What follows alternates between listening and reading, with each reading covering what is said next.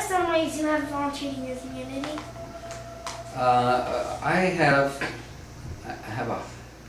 a hard time confessing this because I like to try to keep my volunteer works private, because I don't want to be one of those people who blows his trumpet, says, look at all the good things I'm doing.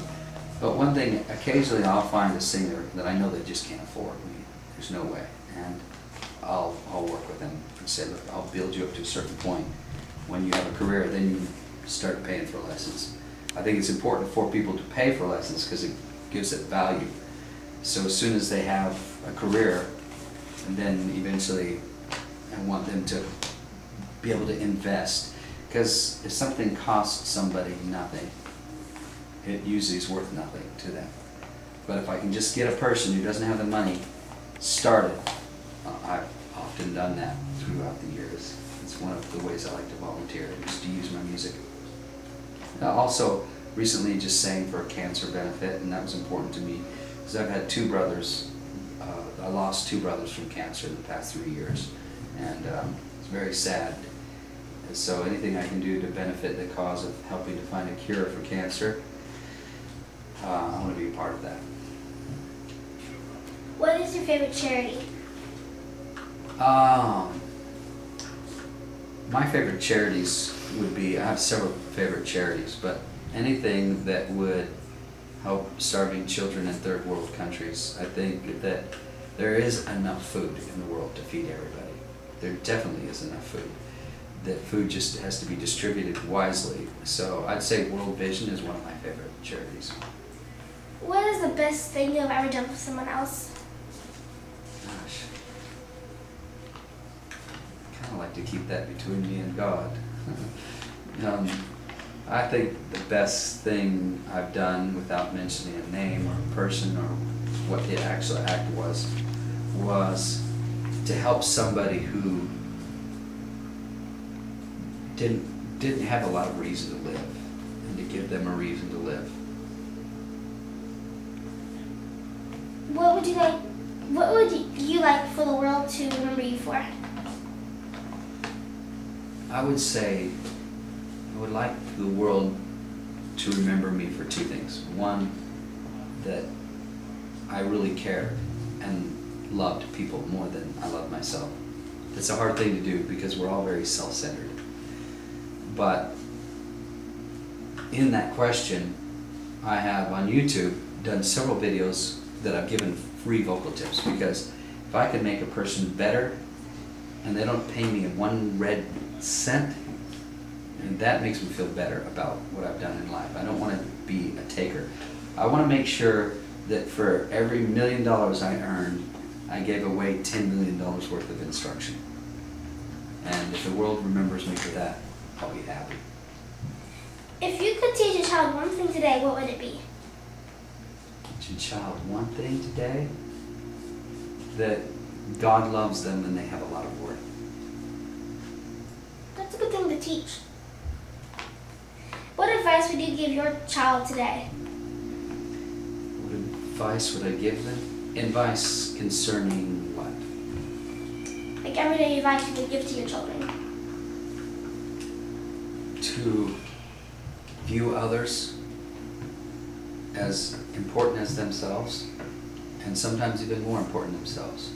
To be willing to risk one's life is the highest ideal possible. If you were going to give up your life for somebody else, if a child were in the street and we're walking across and my 14-year-old boy ran across the street and pushed the child out of the street but was hit by a car in the process, that means that he was self-sacrificing. So I think one of the highest ideals is to sacrifice yourself. It doesn't mean that you have to sacrifice your legs or your life, but simply sacrificing just your time. Be willing to give something back. That's very good advice. What is your favorite thing about being a parent? Oh man, my favorite thing about being a parent? That's a good question. I think the most important thing is when I became a parent, at the birth of my very first child, I realized that somebody mattered more than me. You know, person could be married and say, yeah, I love my wife more than myself, or she can say, I love my husband more. But really, a child gives you this deeper level of sacrifice. Yeah, children have changed me and made me a better man. When you wake up every morning, what do you most look forward to? Oh, what do I look most forward to? Sitting alone at a coffee shop with my earphones in, reading some book or maybe the Bible, and listening to music and relaxing over breakfast. I look forward to that most every day. Since it's summer, what do you plan on doing with your family? Oh my goodness. You got me there. I don't have huge plans yet, but I want to take them fishing. I love fishing, that's a good one. Yeah, fishing would be great. I'd love to take them to Disneyland, but I'll probably wait and get them out of school during the fall and take them to Disneyland, Disney World, out in Orlando. Just spending time with them, mostly. My company is called AUGEgirl, and that stands for All You Got Every Day. How are you, AUGEgirl? All I got every day? That's great. I love that. I'm AUGEgirl that every day I'm working on me and trying to make me a better person, because I'm the only person I can change. I can't change anybody else. But if I can change me, then the world has changed that little tiny bit better, because number one, I can be an example. Number two, a changed bread is a better bread for the world.